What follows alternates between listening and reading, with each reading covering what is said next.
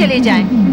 अरे मैं तो चला ही जाऊंगा, मेरा तो कुछ भी हित अहित होने वाला नहीं। किंतु हाँ, तुम्हारा हित इसी में है कि तुम अपने माता पिता के पास हिमालय भवन लौट जाओ। कहा ना मैंने, मुझे आपका मार्गदर्शन नहीं चाहिए। तुम्हें चाहिए अथवा नहीं चाहिए, ये सोचना मेरा कार्य नहीं। मैं तो तपस्वी हूँ, योगी हूँ। जगत का कल्याण और परोपकार करना मेरा धर्म है। मार्ग से भटके हुए प्राणियों को सही मार्ग दिखाना मेरा कर्तव्य है। मैं कहती हूँ, चले जाओ यहाँ से। अरे ऐसे कैसे चला जाऊं?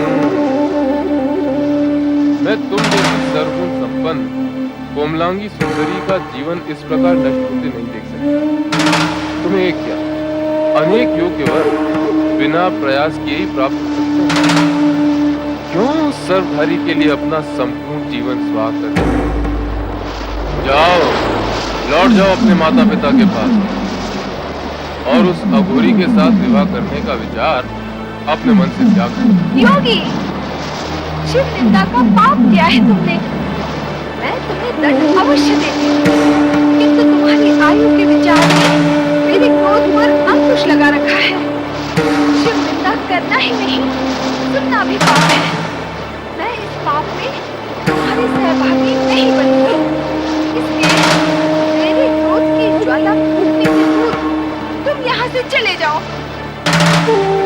मुझे बताना चाहती हो, मेरा बहिष्कार करना चाहती हूँ, पर ये मत भूलो कि वो शिव, ये शंकर, तुम्हारा भोलेनाथ, जिसे तुम पति रूप में पाना चाहती हो, इतना कुरूप है, इतना भयावह है, इतना अनखड़ है कि दक्ष प्रजापति ने इसे अपने यज्ञ से बहिष्कृत कर दिया था। और तुम एक तिरस्कृत और बहिष्कृत के विषय में सत्य उजागर करने वाले को ही बहिष्कृत करना चाहते हो? ना ना ना ना ना, तुम तो बुद्धिमान हो, तनिक बुद्धिमानी से कार्य करो। योगीराज, जब पार्वती को शिव निंदा सुनना अच्छा नहीं लग रहा, तो आप क्यों वर्षा ऋतु की नदी के वेग की भांति धारा प्रवाह होने जा रहे हैं? नहीं बालिके नहीं, शिव निंदा करना मेरा प्रयोजन नहीं। मैं तो केवल सत्य उद्घाटित कर रहा हूँ। किंतु सत्य अप्रिय होता है, ये सत्य भी जग विख्यात है।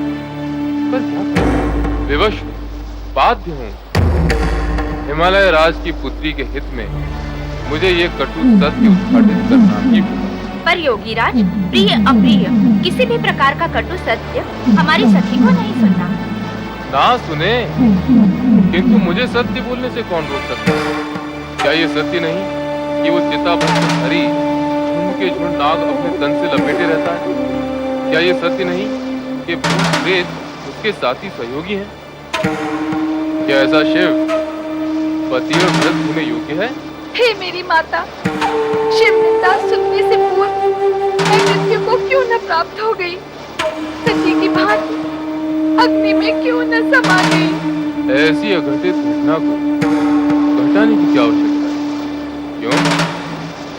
सदा मूर्खतापूर्ण कार्य करने की प्रतिज्ञा कर रखी है। मुझे मूर्ख कहने वाले अज्ञानी, तेरी बुद्धि भ्रष्ट है, तेरा तन मन कलुषित है। तुझे इतना भी ज्ञात नहीं कि इस संपूर्ण जगत में शिव से श्रेष्ठ और कोई भी नहीं। उनका ये रूप जिसकी तुमने चर्चा की है, वो तो एक लीला है, मात्र लीला। ये सृष्टि उनकी लीला से निर्मित और परिचालित है। तुम जैसे अज्ञानी ये विराट स्वरूप को कैसे जान सकते हैं? शिव के अनुग्रह से विष्णु विष्णुत्व को और ब्रह्मा ब्रह्मत्व को प्राप्त हुए हैं।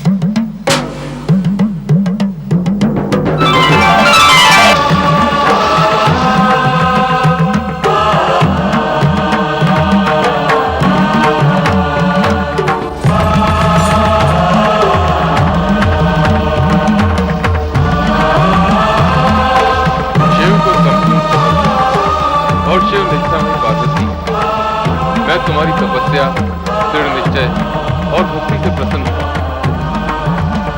मैं तो केवल तुम्हारी परीक्षा ले रहा हूं।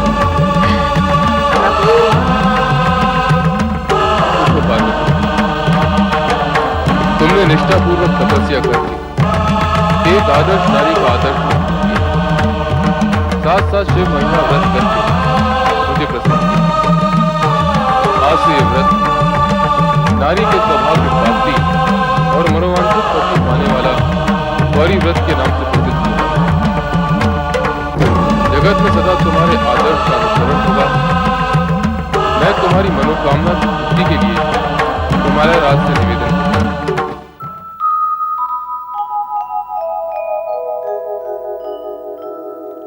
शिवो हरो मृडो रुद्रः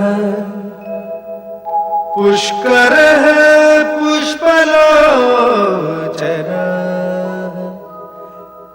अर्थिर्गम्यः सदाचारः